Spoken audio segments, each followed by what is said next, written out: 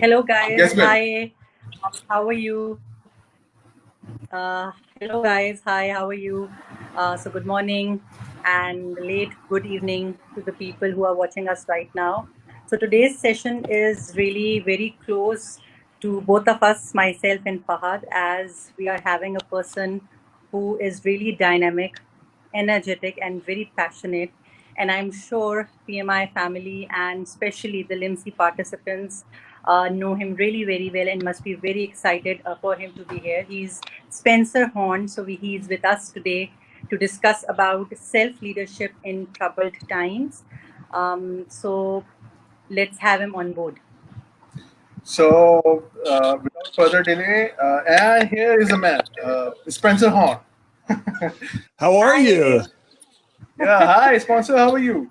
I am fantastic, Fahad. Thank you so much. And Rabia, thank you so much for having me today. I'm so excited to be with you.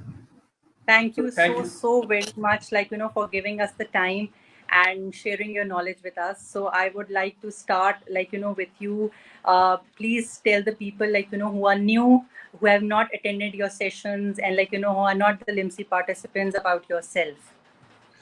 You want me to? No, you don't want me. You talk. You can tell them about me. I am so excited. I have been working with PMI chapters around the world since 2010, and my focus is on leadership and communication. Really, the application of emotion effectively in business and mindset, and I find that it's something that is so needed in the world and in the PMI world. One of the original founders, I was speaking with him and we were talking, and one of the things he said is that most project managers don't struggle with the systems and the process. What they most struggle with is things like self-management and communication and really getting the team to engage at the highest level. And so those are the things that I'm passionate about. And so I've been so honored to be able to work with project managers around the world for the past 10 years. It's such a pleasure for me to be able to do that. And LIMSI is something that is all about leadership. And so many of you who are providing leadership for your chapters and for people around the world, I just love to meet you at that event and give you anything that I can to help you on your way. And so that's a little bit about what I do with PMI. Thank you so much. Thank you so very much. So, thank you so much. With this, I said like you and Limsy are like this. Okay, you can go hand in hand. So, without further delay, let me ask you the first question because and the series we have been doing this series for some time now, and it's all about crisis, pandemics, and we bring in a global expert who can help us and the people with us and all the people around us to how to deal better with this situation. So. In the wake of ongoing pandemic, what do you think? How important is self-leadership in crisis situation, and how has the leadership definition, style, behavior has changed over the last couple of months since this has all started? Excellent. Great question, Fahad. And I'd like to maybe just set that up a little bit. First of all, self-leadership is so critical during this time because so many people are hurting. There is a real change in people's well-being and their happiness, and many people's success professionally has been impacted by this, and people are hurting because of the uncertainty. And there's a change in our working conditions. There's a loss of employment. Some of you maybe have reduced the work that you're doing, which means pay is going down, and that creates more anxiety and uncertainty. Maybe you're worried about your health or your family members. People are paralyzed by bad news.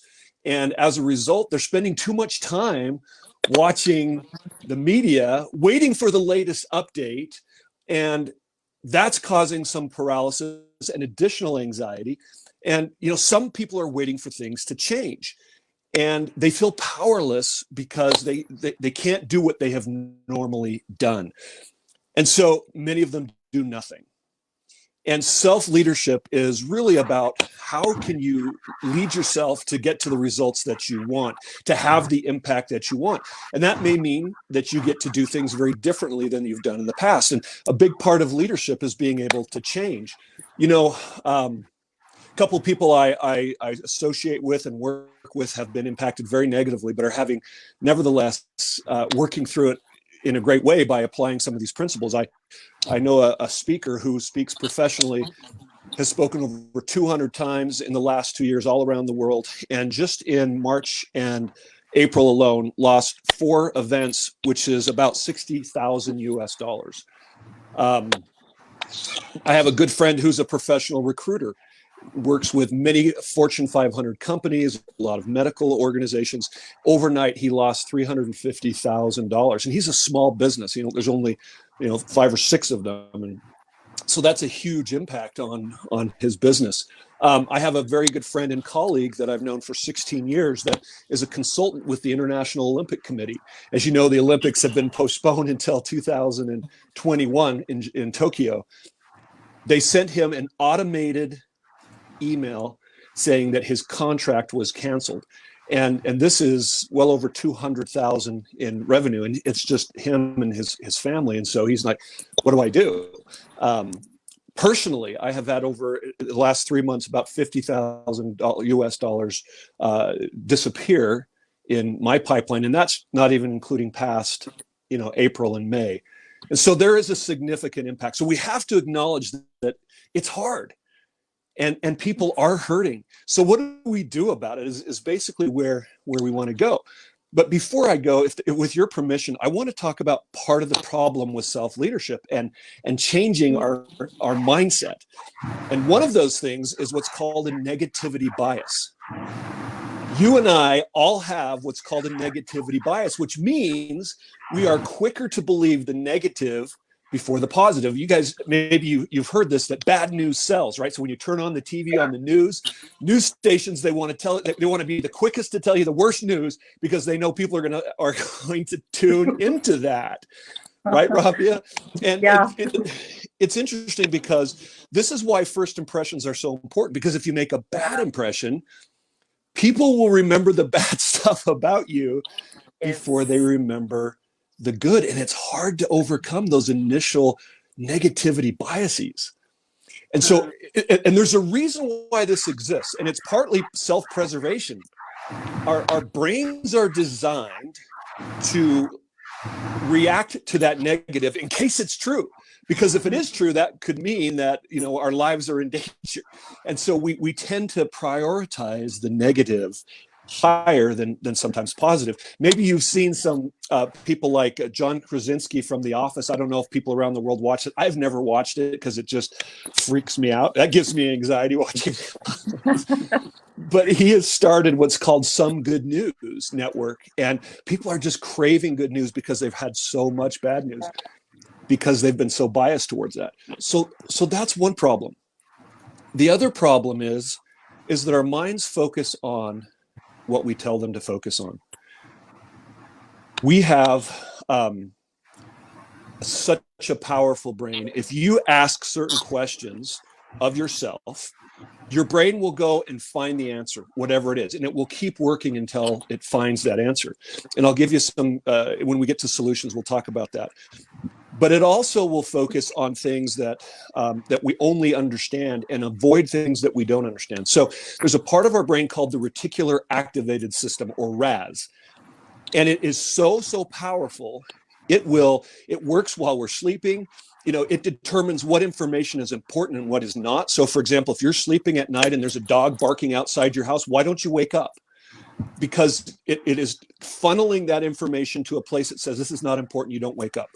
But your brain actually hears that. Think about, moms and dads who have babies. Why does the mom wake up when the baby cries and the dad doesn't?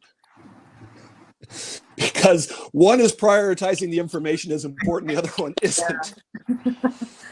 And the brain does not understand the word don't. So if you say, for example, to your child, don't spill the water, don't spill the milk, you're actually focused on spilling that milk.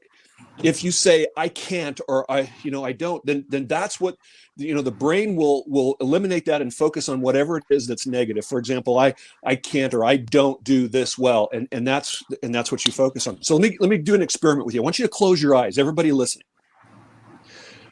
Whatever you do, don't focus on a red bicycle. Just don't. Hopefully none of you see a red bicycle. Now, here's the problem with that. Our brain, you guys use Google, right, to search for things, and it's pretty fast today. Your brain makes Google look like you're searching using a chisel and a hammer on a stone tablet to find information. You type something, you say something to your brain, and it goes and finds it that fast. So if we're focused on negative things, this is a problem because we're getting negative feelings, we're getting negative outcomes, we're getting negative results. So that's the problem. And one more thing I want to add to this before I answer the rest of your questions. That much of what we believe isn't true. Now, I'm not talking about fake news or anything like that. I'm just talking about things like, let me give you an example. Years ago, I was called by our CFO to the office, to his office. He said, Spencer, I want to see you in my office. The first thing I thought was, oh no, I'm in trouble. And as a result, I go back, my heart is racing. I'm thinking, okay, what did I do? What do I need to say to him? I had all kinds of anxiety. I was worried. And I get into his office and sit down. Okay, what's up? Hey, I need your help, Spencer, on thinking about this new program we're putting together. I'd really like to have your input. And I'm like, oh. My belief was I was in trouble. And so I acted in a way with fear, and my heart was racing. It wasn't true. But because I believed it, my body responded to what I believed. I'll give you another example. I was a CEO of a leadership training and development company, and we were having a lot of challenges. This was many years ago, and we were starting to grow, and we didn't have enough trainers. And one of my salespeople, I had been working on this problem really diligently. One of my salespeople came in my office and said, Spencer, hey, what's going on with we need more sales trainers. What's going on? And I was like, oh, he's attacking me. He's like, he doesn't think I'm doing my job. And as a result, I got defensive because of my thoughts. I got defensive and I started ripping on him. He's my employee who cares about what's going on. And because of my mindset, what I believed, my emotions changed how I was feeling, and I started acting in a way that wasn't effective in that relationship. And he's a great guy, right?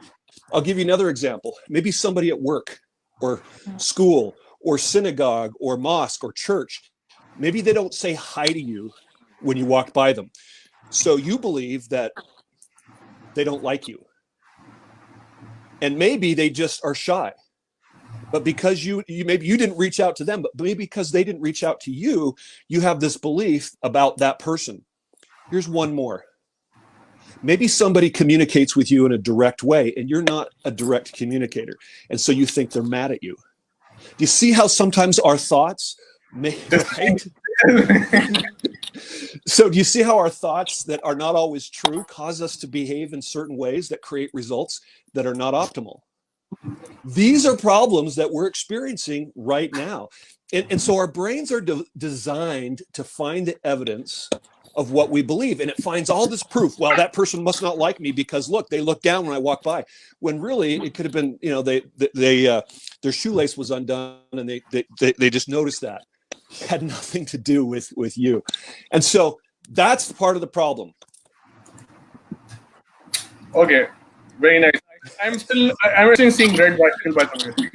You're still seeing red bicycle? But just continuing with the conversation that you just started, that it is the negativity, in our brain. I had attended a program on emotional intelligence, and I got to know about the negative part of the brain, how it can impact our emotional state and our emotions, etc. So very, very, very rightly said at this point in time, maybe. And in fact, yes, we are dealing with the negativities, and I've stopped watching the news channels and the social platforms, because I just really want to be engaged with some positive things because my brain is already engaged with so many negativities. Having said that, all these challenges will remain there, during this entire state of COVID-19 and the pandemic that we are actually facing. So how do you think that we can handle these kind of negative behaviors, at this point in time, and even post crisis as well? Great question, Rabia. And first of all, you gave a great solution. Stop consuming those things that are causing anxiety and frustration. That's one of the first things that you can do, and you can control that, right? I mean, I'm not saying wall yourself off. If you want to look at the news, be very intentional about that. Maybe look at on your phone, or choose articles that you want to focus on. Be careful, because then you can start binging on that, just like you can with all kinds of social media. Yeah. But get the information that you want, and then move on to something else. And that's part of the solution, is be so careful about what you put into your brain, because you've heard that what we think about all day long is basically causes what we become. There's a so let's talk about the solution. So number one, be careful about what you look at. So I know this is, I don't have my computer up, so I printed some things out. Hopefully you can see this, but this is a saying by a guy by the name of David O. McKay. It says, choose your thoughts wisely, because your thoughts are the architects of your destiny. And basically what you're consuming, what you're reading, what you're listening to are creating these thoughts. And I'll share with you what's called a personal power model. All of us have got to focus on what we can control. And one of the things that we absolutely can control are our thoughts. We can also control what we're doing right now. And so I want to give you a couple things. So I'm going to share with you what's called the personal power model. And I printed this out for you, okay? And so here's what happens. Something happens in our life, right here. And there's a lot of some things that are happening that are bad. People are losing their paychecks. I shared with you my story and my friend's story. People are losing their jobs or whatever. And so then we have this self-talk, right? Oh my gosh, I'm not going to be able to pay my bills. I'm going to be homeless. I'm going to lose my job, or I'm going to get sick and I won't be able. All these bad thoughts start going through our mind. Well, that leads us then to emotions and attitudes and feelings. Those emotions and attitudes and feelings then create our behaviors, which then create our outcomes. So let me give you an example. You're driving down the road and somebody cuts you off, and they're just speeding down the turnpike or the freeway or whatever you have. And you're like, that person is such a jerk. They're so selfish. And so you give them the one finger salute. I don't know if you have that in your country, but our country, we have this sign that is not very friendly. And you're angry, right? And so you get home and you're not in a good mood because this person cut you off that was so inconsiderate, right? On the other hand, when that person, something happens, right here at the bottom, when that person cuts you off, you think, wow, I wonder why they're in such a hurry. Maybe they're on the way to the hospital because a family member is on the ventilator with COVID IV, heaven forbid, COVID-19. Well, all of a sudden your attitude changes and you start having empathy and you start thinking, wow, I hope everything's okay. And as a result, you let it go. That's the action. And because you've let it go, your anxiety is not the same. You come home, and now, a lot of us aren't driving right now, which is good. But that's an example. It's such a simple of example how that creates our outcomes just by how we change about how we think about what's going on around us. I look at this situation today, Fahad and Rabia, and I am doubling down on reaching out to my clients. I'm asking how I can help them, how I can support them. I am connecting more than I've ever connected people because they are available. I am doing everything within my power to be able to reach out to them because I believe that doing nothing doesn't help them or doesn't help me. And even though I've lost lots of business, what I'm finding is I'm pivoting what I'm focused on. I'm doing online trainings. I'm doing more coaching. I'm getting more clients. I've got 3 more clients in just the last week that I'm coaching. And so it's replacing a lot of what I've lost. But that's because of my thought process. It is, what can I control? What can I do? What actions am I going to take? That's number 1. Number 2, act as if. There is a principle. The great philosopher William James talked, really years ago, talked about how our thoughts are so powerful, just like we've been talking about. And basically he said, if you want something to happen in your life, behave in such a way that it will happen. If you believe that you deserve a promotion, behave in a way that you would as if you were promoted, as if you would if you already had that position. Then people that work with you will start to recognize your ability and your competence, and they will then you'll bring that about. Maybe you've heard of a guy by the name of Wayne Dyer. Have you heard of him? He said, "You'll see it when you believe it." Most of us say, "I'll believe it when I see it," right? When you start to believe that you can achieve whatever it is that you want, even in these times, if you can pivot your approach, you will start to see different results than if you're just sitting in paralysis, worrying about everything that's going wrong. That you can't do anything there. There's a gentleman by the name, I love Viktor Frankl. I don't know if you've ever heard of Viktor Frankl, but he was an Austrian psychiatrist who during World War II was captured by the Nazis, and his whole family was murdered. He survived. But one of the things that he said, this is a Viktor Frankl quote, he said, the ability to choose one's attitude in any given set of circumstances, the ability to choose one's own way is the last of the human freedoms. And if anybody had something to complain about, it was him. His family was taken away. He had complete freedom was taken away. But what he realized that no matter what his captors did to him, they couldn't take away how he thought and how he felt. And he envisioned himself when he was in that concentration camp someday getting out, and at some future day being able to share with all the people at a conference what he learned and how much power that gave him. He became an inspiration to not only the prisoners, the other Jewish prisoners in the concentration camp, but his captors. He was an inspiration to them. And so if anybody has a negative circumstance that they could turn to, it's him. So act as how you would want to behave. Maybe you're looking for a job. Act as if you would if you were to get that you were the person that would qualify for the company that you want to work for needs your skill set. And when you start behaving in those ways because you believe it, you will actually create more opportunities for yourself. Number 3, there is a principle called the Heisenberg principle. Maybe you've heard of self-fulfilling prophecy. Well, 10 years after Einstein discovered the relativity theory, 2 Dutch physicists by the name of Niels Bohr and Werner Heisenberg were studying subatomic particles.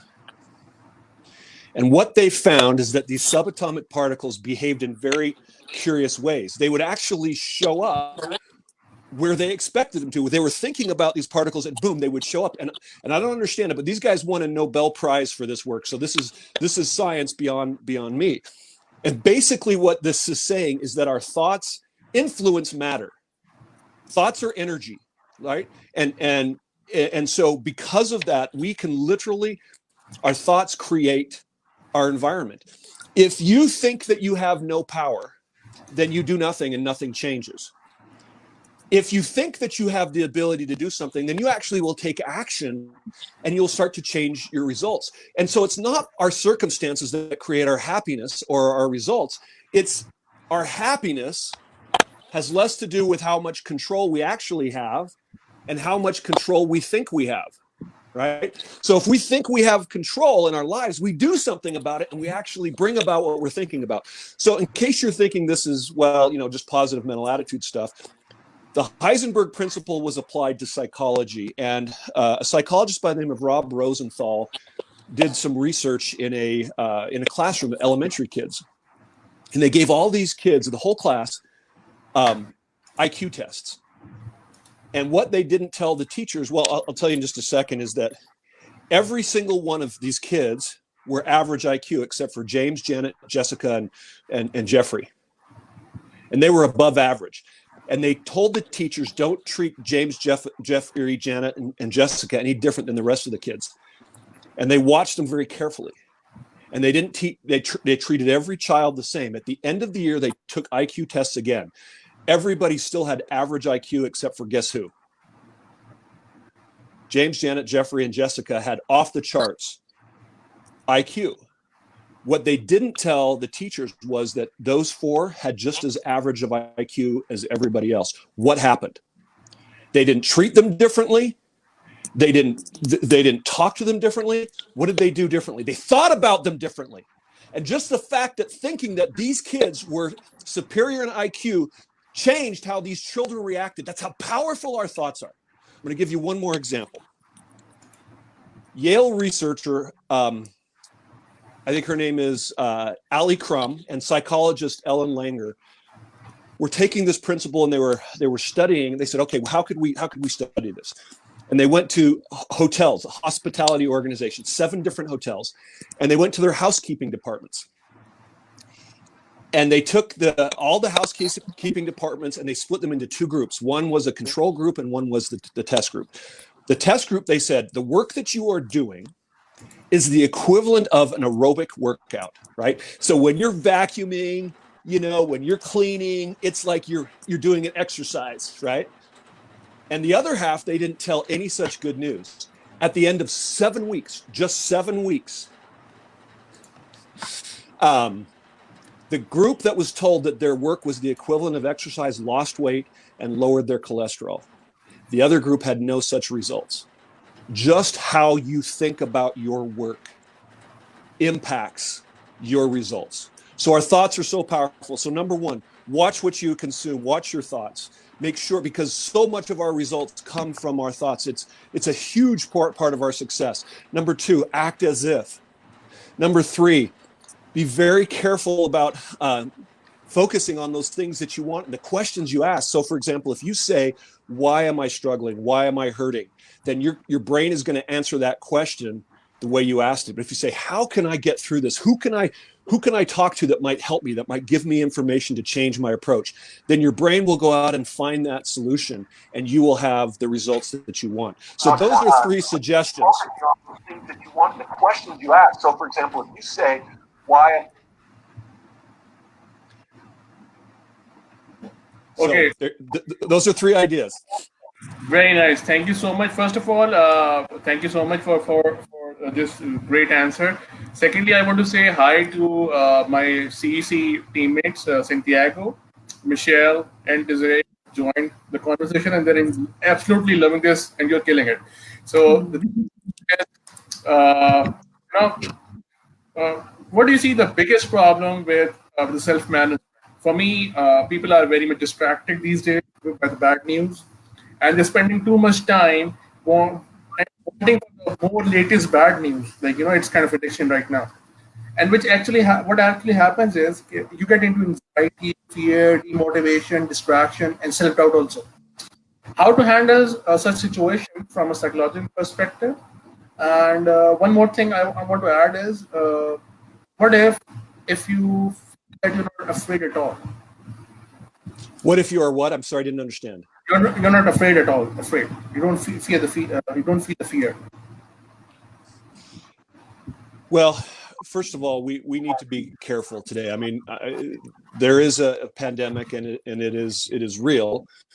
However, we can't allow the paralysis to make the cure worse than the actual disease.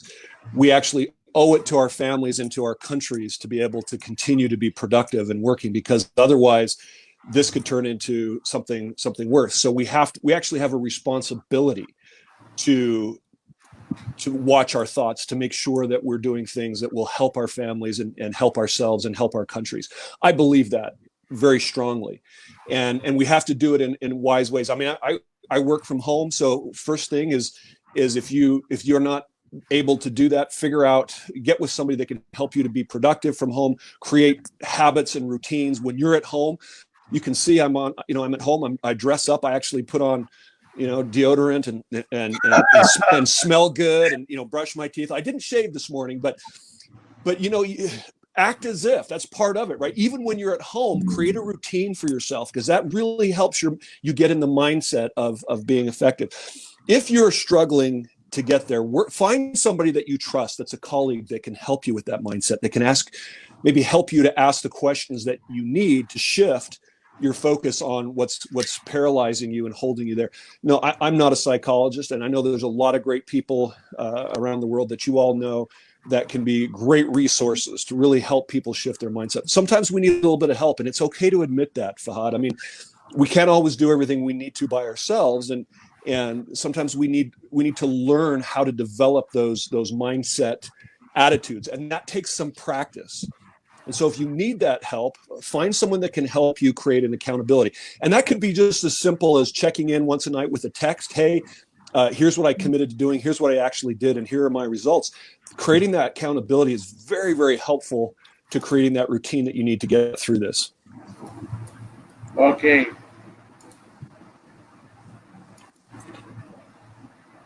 Okay, so my next question would be, at this, most critical, time critical changes that, what do you feel that most critical changes that, we should be handling on or adapting, so that, we can face this current time, other than the positivity and the three things which you have made. So we should not only be able to survive with this current time, we should also be ready to handle the future effectively.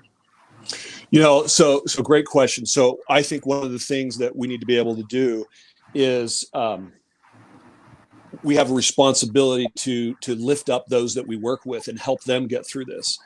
And I find that when you reach outside of yourself and start helping other people, you start to forget some of your own problems. So the people that you work with, check in with them, not just everything that they're doing, but how's their family, hear from them, tell me what's going on. This is such a great opportunity to connect with people in ways that we've never done before, where we learn about them as people. And I think that's really going to help us to engage at a higher level when this is over, because we respect and trust each other more, because we know each other at a deeper level, not just a superficial. So many people will say, well, I'm this way at work and I'm this way at home. I'm two different people. First of all, I think that's a lie, because you can't be two different people in two different places, because it takes too much energy, right? Be who you are, be real at work and at home. And I know that some countries that's culturally difficult, right? But my belief is, if you can care about people in a personal way, and I'm talking about professionally, just get to know them and what support they need. When this is over, their trust and respect for you goes up, and that increases your opportunity to be able to help them and have success in the future. Nice. Yes. Okay. I'm sorry. So one other thing is, I know you've had some great people on here, but one of the things I teach is really communicating with impact. Another way, you use this time right now to improve your skills, your managerial and leadership skills. And one of those things you can do is really understand people who are different than you. So Fahad, when I said, people who talk to you directly, you may feel like they're mad at you, right? Understand why. If you start to understand when somebody who is high dominant is behaving in a certain way right now because they're under pressure, it's going to make it easier for you to give them some grace and let that go. If you understand that somebody has high extroversion and they're just over talking and they're talking too much, then you can give them a little bit of space. If you understand somebody's shutting down and being quiet, you can invite them to open up and make it safe for them to be able to speak up. If you know somebody that's just so uncomfortable because everything has to be perfect, they're paralyzed because they can't do everything perfectly, you can help them through that. But when you understand that, because you understand different people, you'll communicate with them differently, you'll get better results. So work on your leadership skills right now, so that when this comes out, you will be poised to be. We have to be working on ourselves right now. So that's why I'm so glad you guys are doing this, because you're giving people skills that they can say, hey, I am going to go back to school. I'm going to read books. I'm always reading and studying and learning, so that when this comes out, I'm sharper and better and more effective. We all should be doing that. Yeah, exactly. And with this, I want to say hi to Greta, my LMC fellow, who joined, and she said something for you. So you can see it on your screen. Keep positive. Being positive is the key. Nice perfume, Spencer. Yeah. Now I'm getting all hot and sweaty, so it's. I can understand that. So the next thing is that I want to ask you, how we can make a substantial difference to ourselves and the people who are around us. How can we make a positive impact? Because see, not everybody can take this self-learning course very effectively. Everybody has different attitude, different aptitude. They need direction. Maybe they need influence because they need sometimes. Like for me, like you guys are my motivation. I see reading your book. I will keep pick up a book and start reading it because Spencer and I are doing it. Maybe this is one thing that I would be doing it. So what do you think? How we can create a substantial difference in our own lives and also people around us? Well, I think it goes back to the first suggestion, and that is really watch what you're consuming. And that was, Rabia's suggestion, stop watching the news and start watching good things and reading good books. I mean, just there's so much stuff you can read online. This is a time for some of you to get maybe certifications in project management or professional certifications. Just anything that you can do. There's so much right now that can be done online. And I think when this is over, the world will be substantially changed in a way that we'll be able to operate online. And so learning how to use technology, like, here we're doing a Facebook Live thing, learn how to do that. You learn how to use Zoom or Microsoft Teams or some type of software to help you really manage your tasks at a higher level. Learn something. There's so many things that are free to you as long as you have access to the internet. Hopefully the people that are watching us have access.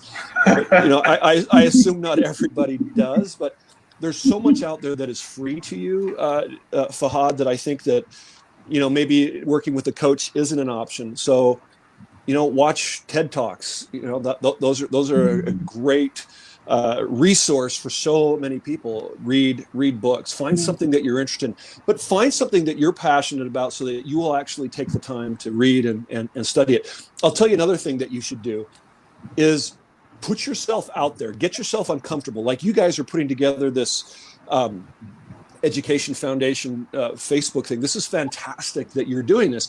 And I'm sure when you started it was maybe a little uncomfortable for you, right? Don't ask. I've never done this before. This is the first time I'm doing it.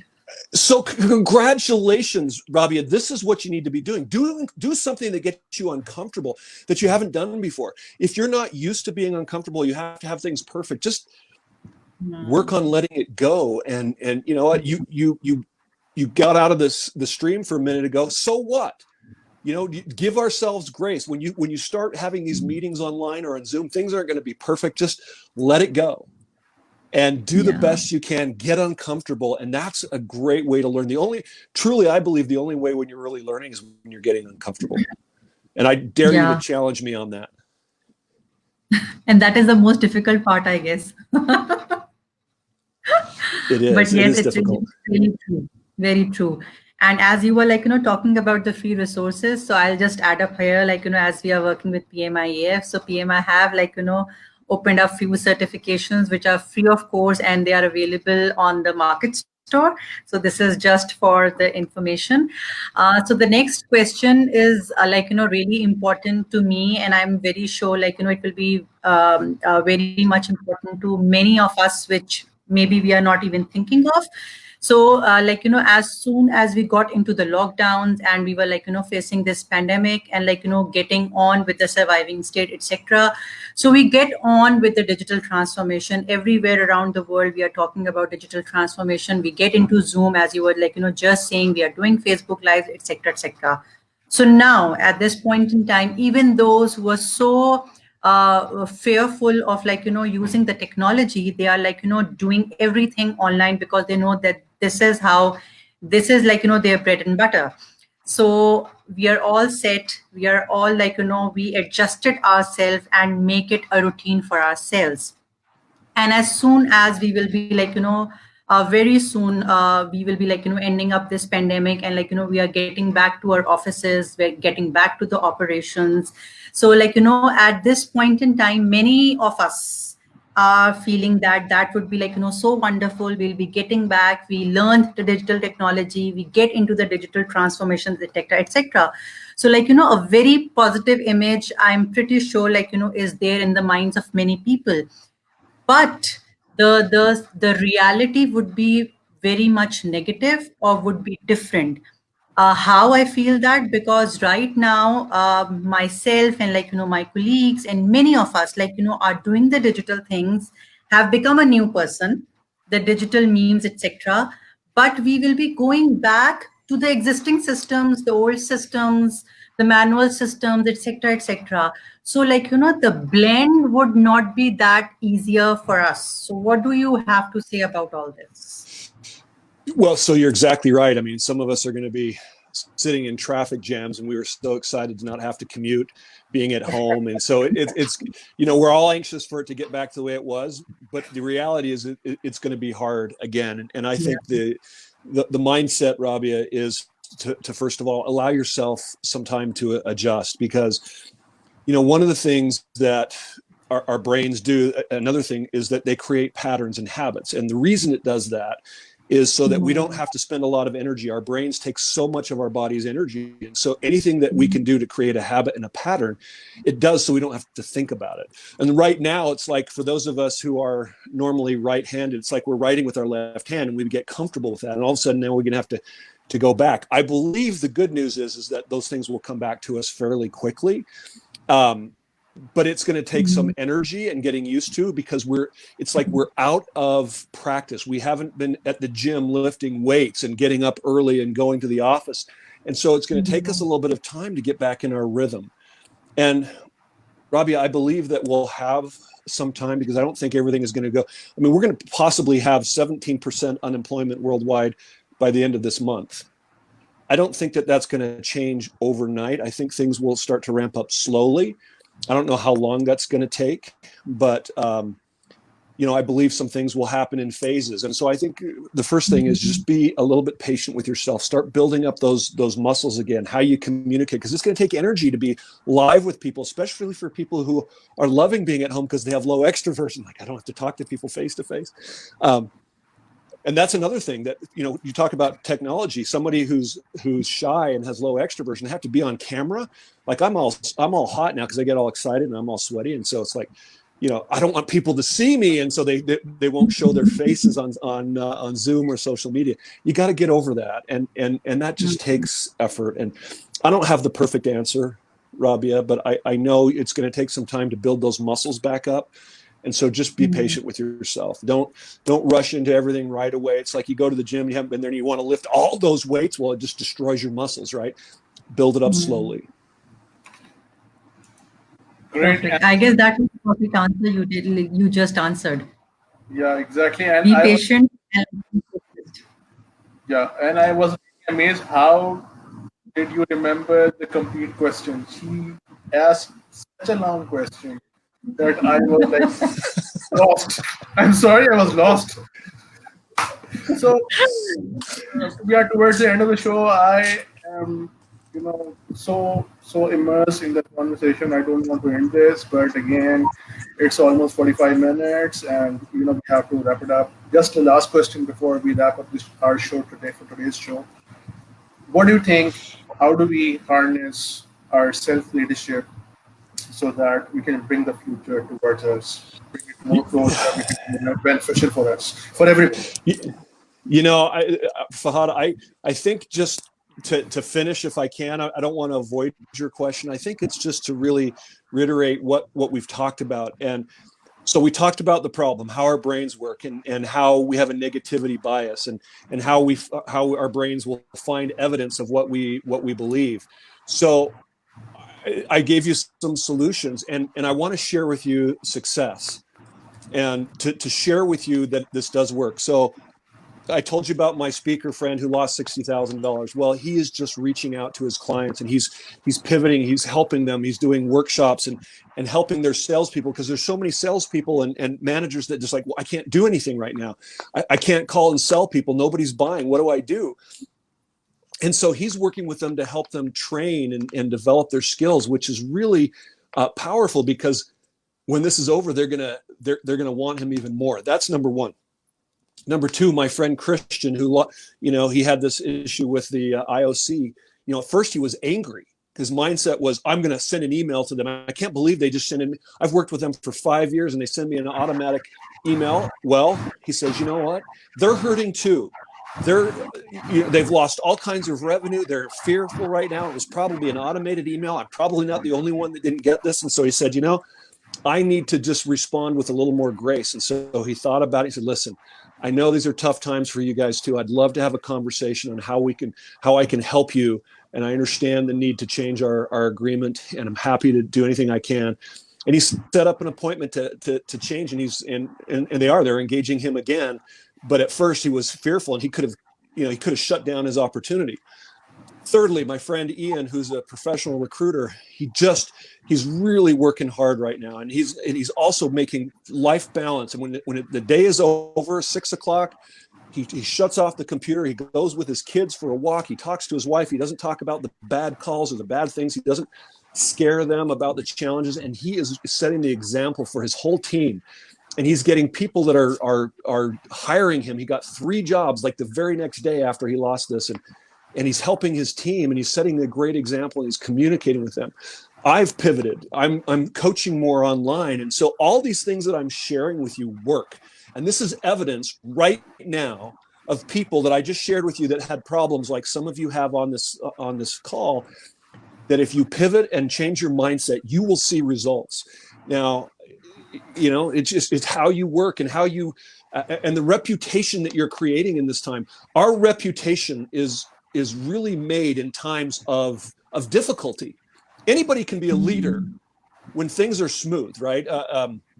Epicurus, he said that skillful pilots are made in storms and tempests, right? It's not when the sea is smooth that you develop your skills. That's what I was talking about, getting uncomfortable.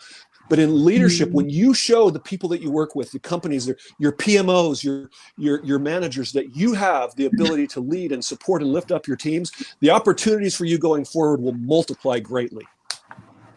Thank you so much. Just one thing before Rabia closes this session. My LIMSI fellow has posted a question, and it's on your screen. So hey, Diogo, how are you?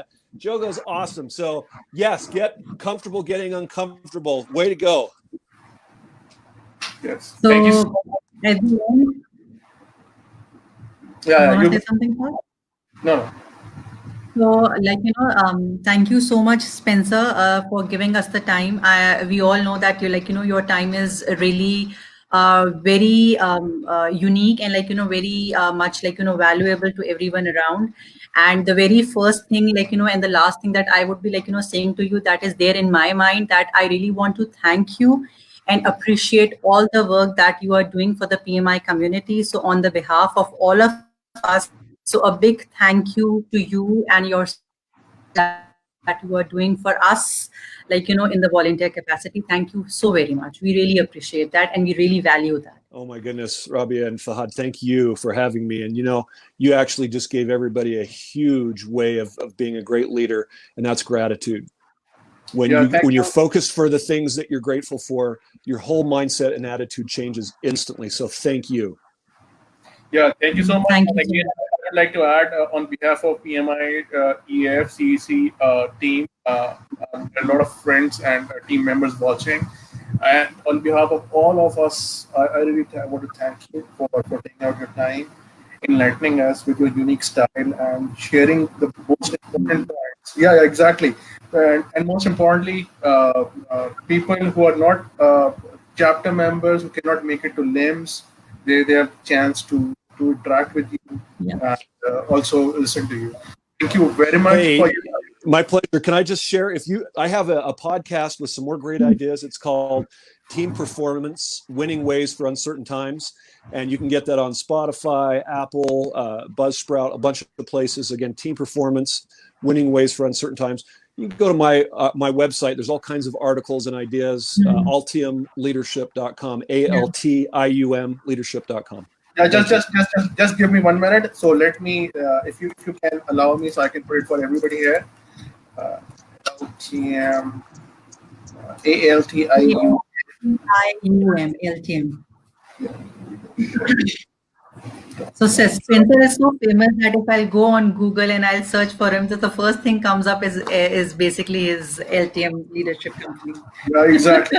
So, guys, everybody who's watching, thank you very much for watching us and being there, and putting in good comment, putting in great questions. So we'll be connecting again soon with somebody very unique, like not like Spencer. He's one of the most unique person I've ever met.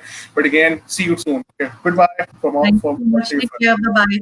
Thank you, Bye-bye. Fahad. Bye. Thank you, Rabia. Bye bye, everyone.